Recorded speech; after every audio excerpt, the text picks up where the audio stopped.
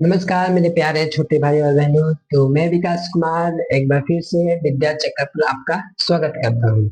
तो आज हम लोग क्लास 10th के विज्ञान का दूसरा अध्याय अम्ल क्षार एवं लवण को देखेंगे। ठीक है। पिछले के वीडियो में हम लोग फर्स्ट चैप्टर यानी रासायनिक अभिक्रिया अम्ल समीकरण को समझ लिए थे, पढ़ लिए थे। ठीक है। तो चलिए आज क्लास को शुरू करते हैं बिना देरी किए। तो चैप्टर आज हमारा बहुत खूबसूरत है। ठीक है। दैनिक जीवन के हिसाब से, एग्जाम के हिसाब से, हर दृष्टि से ये महत्वपूर्ण है। तो ठीक है। तो चलिए एक बार समझने का प्रयास करें। ठीक है। धैर्य से सुने, ध्यान से सुने। तो चैप्टर का आज हमारा नाम है अम्ल क्षार एवं लवण। ठीक है। तो शुरू करने से पहले एक बार आप बता सकते हैं कि आप क्या क्या जानते हैं। कुछ तो जानते ही हैं, ऐसा तो है नहीं कि पहली बार ये नाम आ सकता है। तो हम क्या जानते हैं पहले वो देखते हैं। हम यही जानते हैं कि अम्ल क्या, अम्ल मतलब वैसा पदार्थ, ठीक है, जो स्वाद में क्या लगे, खट्टा लगे।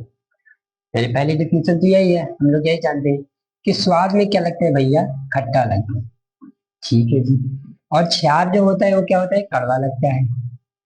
ठीक है, ये भी थोड़ा बहुत जानते हैं। और ये नमकीन लगता है, ये थोड़ा ठीक है, नमकीन। ठीक है। तो हम क्या करते थे, या पहले प्राचीन कालों में, कि इनको कुछ अभिलक्षण, ठीक है, गुण के आधार पर इसको हम परिभाषित करते थे। ठीक। कि अम्ल क्या है, वो पदार्थ जो स्वाद में खट्टा लग जाए। और एक लिटमस होता था, ठीक है, तो लिटमस पे अगर इसको संपर्क में लाया जाए तो ये क्या हो जाए, नीला से वो लाल में बदल जाता था। तो ये हमारी पूर्व कुछ परिभाषाएं थी। और फिर धीरे धीरे बाद में पता चला कि जो, जैसे संतरा हो गया, नींबू हो गया, खट्टा पदार्थ में यही तो हम खाते थे। ठीक है। संतरा, नींबू, नींबू, उसके बाद और इमली। ठीक है। और क्या है, और है हमारा टमाटर, कच्चा टमाटर। तो ये सब बाद में पता चला कि नहीं, ऐसी बात नहीं है। बात तो वैसी है कि इसमें पाया जाता है सिट्रिक एसिड, इसके वजह से ये पदार्थ खट्टा लगता है। इमली में पाई जाती है टार्टेरिक, टार्टेरिक। और टमाटर में पाई जाती है ऑक्जेलिक। तो इनके कारण क्या होता था, स्वाद खट्टा लगता था। ठीक है। चलिए, कड़वा जैसे कड़वा में क्या देखेंगे आप, हाँ, धावन सोडा पहले आता था। ठीक है। या बेकिंग सोडा, खाने वाला सोडा ही देख लीजिए, वो क्या लगेगा, कड़वा लगेगा। या कभी ना कभी चूना देखे हो, कभी चखवी हो, मिला तो चखते हो, या कभी लगाते होंगे। तो ये सब क्या लगते हैं, ये कड़वाहट लगते हैं। ठीक है, स्वाद में कड़वे। तो बोल दिया गया कि हाँ ये क्या होते हैं, ये क्षार होते हैं। और जो नमकीन, जो स्वाद में क्या लगे, नमकीन टाइप का लगे, जैसे नमक ही। ठीक है, और भी चीजें हैं। तो ये हम पहले जानते थे। और इस डेफिनेशन से हम इसको क्या करते थे, समझते थे कि भाई हमने ये क्षार है। ठीक है। और भी आगे देखा गया कि हाँ, जो इनकी एक तो आपका स्वाद से पहचान होता था, दूसरा कि ये अगर होगा तो ये क्या कर देगा, नीले लिटमस को, लिटमस एक, ठीक है, पहचान करने के लिए नीला लिटमस से हो जाएगा लाल लिटमस, तो अम्ल होगा। ठीक है। और अगर वो लाल लिटमस से नीला हो जाए तो बोल देते कि क्या है, ये क्षार है। ठीक है, क्या है, क्षार। एक बात और यहाँ पर याद रखने वाली है कि, ठीक है, इतना तो हम समझे। अब जो क्षार होते हैं, ठीक है, वास्तव में होते हैं क्षारक। क्या होते हैं, क्षारक। और अधिकांशतः जो क्षारक होते हैं, ठीक है, अधिकांशतः जो क्षारक होते हैं वो होते हैं जल में अविलय, जल में अविलय। अविलय मतलब कि नहीं घुलना, विलय मतलब घुल जाना, अविलय मतलब नहीं घुलना। क्षारक जो होते हैं रासायनिक अभिक्रिया करके कोई आसानी से घुलते नहीं है, लेकिन इन्हीं में से कुछ होते हैं, वो तो हर जगह जो पाए जाते हैं, जो घुल जाते हैं, जो जल में क्या हो जाते हैं, घुल जाते हैं। तो उसको बोलते हैं क्षार। क्या बोलते हैं, क्षार, एल्काली। क्या बोलते हैं, एल्काली बोलते हैं। ठीक है, ये क्या है, ये जल में घुलनशील है, ये जल में अभिक्रिया करके, कोई रासायनिक अभिक्रिया करके जल में घुल जाता है। ये बात याद रखिएगा, ये बात आप याद रखिएगा कि सभी सभी तो घुलते नहीं है। तो यहाँ से एक निष्कर्ष निकल सकता है कि क्या सभी क्षारक क्षार हो सकते हैं? नहीं, क्योंकि सभी क्षारक जल में नहीं घुलेंगे।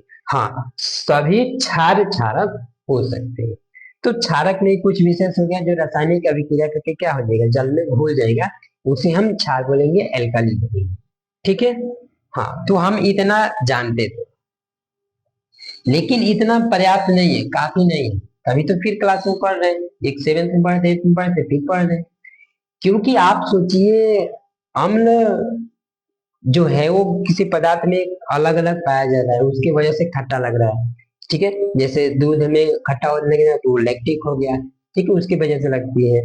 नींबू संतरा में देखिए, सिरका में आपके एसिटिक की वजह से लगता है, इमली में टाइटेरिक की वजह से लगता है। तो ये अलग अलग जो पदार्थ है, इनमें अलग अलग अम्ल पाए जा रहे हैं, जिससे स्वाद में खट्टे।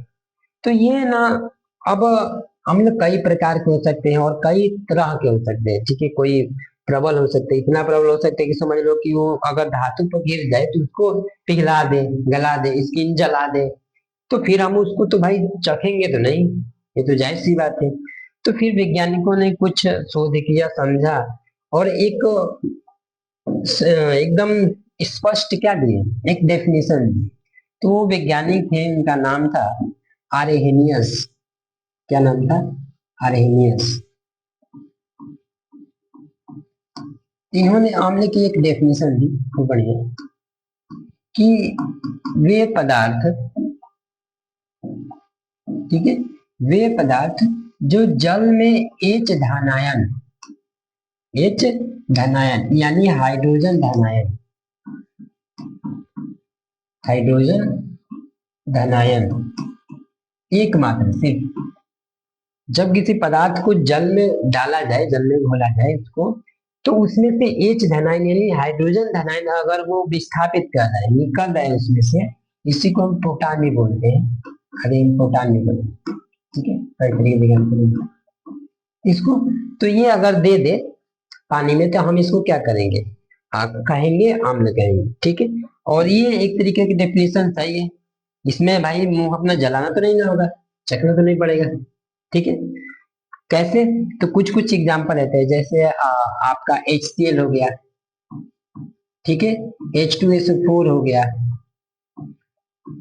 ठीक है, HNO3 हो गया, ठीक है, H3PO4 हो गया, ठीक है, H2CO3 हो गया। तो ये सारे अम्ल हैं। ठीक है, नाम लिख देता हूँ कौन सा अम्ल है। ये है हमारा हाइड्रोक्लोरिक यानी हाइड्रोजन क्लोराइड, तो पता ही है, हाइड्रोजन क्लोराइड है। बहुत बढ़िया। तो इसको अगर पानी में डाला जाए तो ये एच धनायन देगा, क्योंकि एच है, पहचान भी है कि यह कि जो भी अम्ल हो गए तो आप उसमें से हाइड्रोजन देख लेना। ठीक है, उनकी पहचान है। ये है आपका हाइड्रोजन सल्फेट, हाइड्रोजन सल्फेट। अब दो हाइड्रोजन है तो इसको बोल सकते हैं हाइड्रोजन डाई सल्फेट, कोई बात नहीं। ठीक है, तो इसको भी अगर करें ना तो ये एच दो धनायन देगा, लेकिन हाइड्रोजन देना। ठीक है, आरएनएस के अंदर दे तो वो अम्ल है। ये आपका हो गया हाइड्रोजन नाइट्रेट, हाइड्रोजन नाइट्रेट। बहुत बढ़िया। ये हो गया हमारा हाइड्रोजन ट्राइफॉस्फेट, तीन है तो ट्राई बोल देते हैं, क्या है दिक्कत। हाइड्रोजन ट्राइफॉस्फेट, ठीक। और ये है हमारा हाइड्रोजन डाइकार्बोनेट, हाइड्रोजन डाइकार्बोनेट।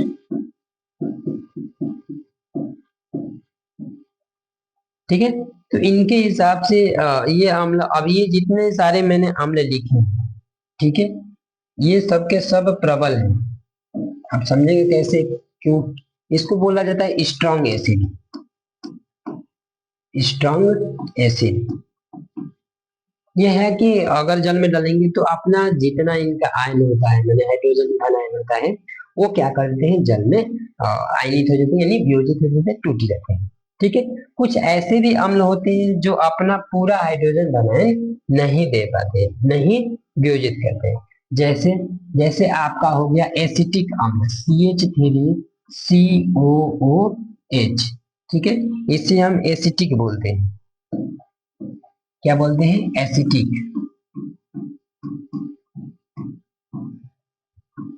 एसिटिक अम्ल। ठीक है। एथेनोइक भी बोलते हैं, आगे सीखेंगे इनका नाम, एथेनोइक। ठीक है। दूसरा आपका है मेथेनोइक, HCOOH।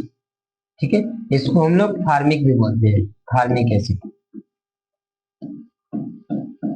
Formic acid. और भी जितना सारा मैंने पहले नाम लिया अम्ल का, वो सब क्या थे? दुर्बल अम्ल। ये सब क्या है? दुर्बल। हम इसको खाने में उपयोग कर सकते हैं, करते हुए। ठीक है। और ये हमारे स्ट्रॉन्ग एसिड है। ठीक है, प्रबल अम्ल है। इन दोनों में बस थोड़ा सा ये अंतर है कि अगर ये वाले अम्लों को पानी में डाला जाए तो ये पूर्णतः अपना हाइड्रोजन दे देते हैं, पूर्णतः अपना हाइड्रोजन दे देते हैं। ठीक है, तीन है तो तीन, दो है तो दो। और ये अब कुछ बचा लेते हैं, मतलब कि पूर्ण रूप से वियोजित नहीं होते हैं, आंशिक रूप से वियोजित होते हैं, कंजूस होते हैं, सीधा था। ठीक है। तो अब लग रहा है कि हाँ, ये आपका डेफिनेशन एक सटीक बैठा है। इससे आप कोई भी अम्ल हो, कितना खतरनाक हो, कितना कमजोर हो, क्या करता हो, उसका काम क्या हो, उससे हम पहचान सकते हो, क्योंकि इसमें काम सबका अलग अलग है। HCl तो पेट में भी है, हाइड्रोजन सल्फेट बैटरी में पाया जाता है, HNO3 ये बम बारूद पटाखा विस्फोट ये सब बनाने में इसका उपयोग होता है, कई तरह के उपयोग हो सकते हैं, क्योंकि इतने खतरनाक होते हैं। ठीक है। तो ये बात हम ये समझे।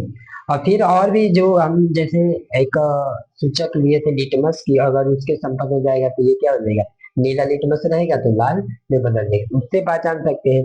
और भी आगे हम सूचक की बात करेंगे, जैसे हम अम्लों की पहचान करेंगे, क्योंकि इससे अब नहीं चेक करनी है। ठीक है। चलिए, अब इनमें एक और पॉइंट अगर देखो तो एक पॉइंट आपको मिलेगा, वो होता है अम्ल की क्षारकता। अम्ल की क्षारकता।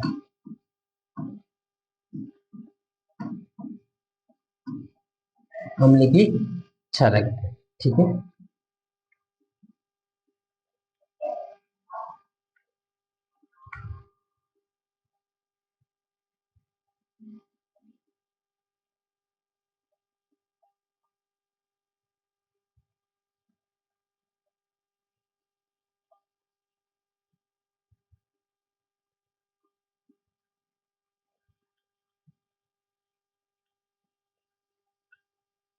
ठीक है, तो देखते हैं इसको। ये क्या है? अम्ल की क्षारकता। तो जितने सारे हम जैसे देख लेते हैं, जितने सारे मैंने अम्ल देखा, ठीक है, HCl देखे, H2SO4 देखे, ठीक है, H3PO4 देखे। ठीक है। तो अम्ल की भास्मिकता या क्षारकता, भास्मिकता भी बोलते हैं, भास्मिकता या क्षारकता ये होती है कि कोई भी अम्ल हो, कोई भी अम्ल हो, उसके एक अणु में, एक अणु में कितना हाइड्रोजन आयन, कितना हाइड्रोजन धन आयन, वो क्या होता है, वो आपका प्रतिस्थापित होता है। ठीक है, यानी हट सकता है, प्रतिस्थापित होता है। कोई भी अम्ल होगा किसी, तो उसके अम्ल के एक अणु में देख लीजिए कि उसमें से कितना हाइड्रोजन आपका क्या होता है, प्रतिस्थापित। वही उसकी क्या हो जाएगी? भास्मिकता, अम्ल की क्षारकता हो जाएगी। जैसे एग्जांपल के देखें तो HCl में से एक हाइड्रोजन धन आयन, एक अणु में से उसके सूत्र के, वो क्या हो जाएगा? प्रतिस्थापित। इसलिए हम लोग बोलते हैं इसको एक क्षारकी, एक क्षारकी। ठीक है। उसी प्रकार इसको देखें तो ये हो गया आपका द्विक्षारकी, द्विक्षारकी, और ये हो जाएगा आपका त्रिक्षारकी। इसका मतलब आगे समझेंगे, लेकिन बस इतना आप जानिए कि अम्ल की क्षारकता यानी क्या होता है। तो किसी भी अम्ल के एक अणु में से उसमें से कितना हाइड्रोजन आपका धनायन क्या होता है, प्रतिस्थापित होता है, वही उनकी क्या होती है, अम्ल की क्षारकता होती है। ठीक है, तो इससे हम पहचान सकते हैं कि हाँ ये एक क्षारकीय अम्ल है, ये द्विक्षारकीय, और ये है त्रिक्षारकीय। ठीक है, ठीक है, आई बात समझ में आता है। ठीक है, अब हम देखते हैं आगे क्षार।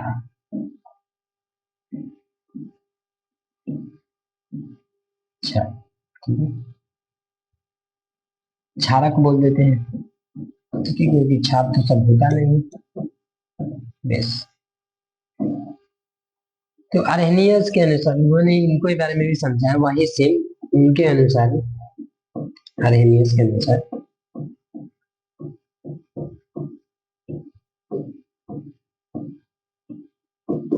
वे पदार्थ जी, वे पदार्थ जो जलीय विलयन में लिखा हुआ पीपीटी में जाएगा आपको, हम समझते हैं यहाँ से। वे पदार्थ जो जलीय विलयन में OH, कौन सी, OH ऋणायन हाइड्रोक्सिल आयन अगर मिल जाता है, टूट जाता है पानी में, तो हम उसको क्या बोलेंगे, क्षारक बोलेंगे। क्या बोलेंगे, क्षारक। अगर वे पदार्थ से क्या हो जाता है, हाइड्रोक्सिल आयन OH ऋणायन में, जैसे देखते हैं इस एग्जाम्पल में देख ले तो NaOH, ठीक, KOH, CaOH ट्वाइस, तो ये जितने सारे हैं ये क्या कर देंगे, आपको OH दे देंगे। ठीक है, OH, सॉरी OH दे देंगे, तो उसको क्या बोलते हैं, हम बोलेंगे उसको आपका क्षारक। ठीक है, और जो जल में घुल जाए उसको बोलते हैं क्षारक। तो ये पदार्थ जो जलीय विलयन में क्या कर दे, OH ऋणायन हाइड्रोक्सिल ऋणायन दे दे, तो आपका क्षारक होता है, और अम्ल हो जाता है जो हाइड्रोजन ऋणायन दे।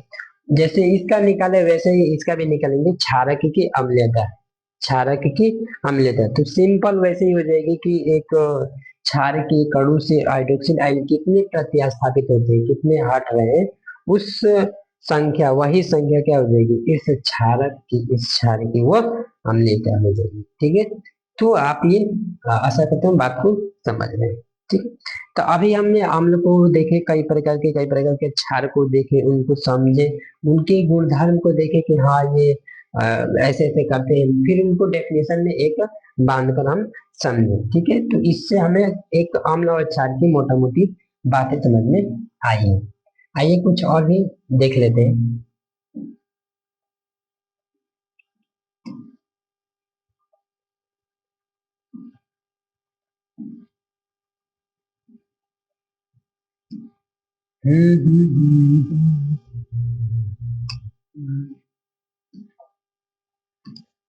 तो ये तो हमारा चैप्टर फ्लो है, ये जानेंगे अम्ल क्षार। चलिए ठीक है, आगे मैंने जैसे बोला कि अभी अम्ल और क्षार तो समझे। ठीक है, ये आपका चैप्टर फ्लो है कि क्या क्या हमें पढ़ना है। अब देख लेते हैं एक सूचक, ध्यान से एक बार पुनः रिवीजन कर देते हैं। हम लोग अभी अम्ल को कई प्रकार के अम्ल देखे, ऐसे अम्ल को देखे जिसको हम खा सकते हैं, ऐसे अम्ल को जो नहीं खा सकते इसको स्ट्रॉन्ग बोला गया है। ठीक है, तो उसको हम फिर परिभाषा से देखे, फिर उसी को और भी विस्तार से समझने के लिए कई तरीके के अम्ल होते हैं, तो उनके लिए जरूरी है क्या, आपका सूचक है। क्या हो, सूचक, इंडिकेटर, जो आपको क्या कर दे, सूचित कर दे कि भाई अलर्ट हो जाओ, सतर्क हो जाओ, ये अम्ल है, ये ऐसा अम्ल है, ये क्षार है, ये ऐसा क्षार है। तो फिर उसी को, अम्ल और क्षार को दिखाने के लिए, समझने के लिए सूचक का उपयोग करते हैं। ठीक है, सूचक कई तरीके होते हैं, प्राकृतिक सूचक, गंधीय सूचक, कृत्रिम सूचक। ठीक है, प्राकृतिक जो सूचक होते हैं सीधे सीधे पेड़ पौधे से प्राप्त होते हैं, उनसे हम पहचान कर सकते हैं। जो आपका कृत्रिम है वो प्रयोगशाला में कुछ रासायनिक पदार्थ बनाया जाता है, जिससे आप क्या कर सकते हैं, आप अम्ल और क्षार को पहचान सकते हैं। और गंधीय सूचक वो होता है जो हम उसके गंध से पहचान सकते हैं। एग्जाम्पल के लिए देख लेते हैं कैसे, जैसे प्राकृतिक सूचक में आप देख सकते हैं, आप हल्दी, हाँ हल्दी से भी आप पता कर सकते हैं कि वो अम्ल की क्षार है। तो देखिए दही में तो काम पड़ेगा बहुत। हल्दी से पता कर सकते हैं। उसके बाद से कई तरीके के फूल होते हैं, जैसे हाइड्रेंजिया के फूल का हुआ, हाइड्रेंजिया, ठीक है, के फूल का रस हो गया, उसे पता कर सकते हैं। और एक जो आपका नामी दामी फेमस लिटमस है ये, ठीक है। उसी प्रकार अगर गंधीय सूचक में देखें तो आप प्याज के रस से पता कर सकते हैं। हाँ जी। लौंग का तेल से पता कर सकते हैं। अब कैसे रिएक्ट करेगा उसके संपर्क में आने पर, ये हमें याद रखना होता है, ठीक है। कृत्रिम में और देख लेते हैं जो बनाया गया रासायनिक पदार्थ, जैसे मेथिल ऑरेंज हो गया, मिथाइल ऑरेंज, ठीक है। तो ये कुछ सूचक है जिससे आप पता कर सकते हैं। फिनोल्फथेलिन हो गया, ठीक है, फिनोल्फथेलिन,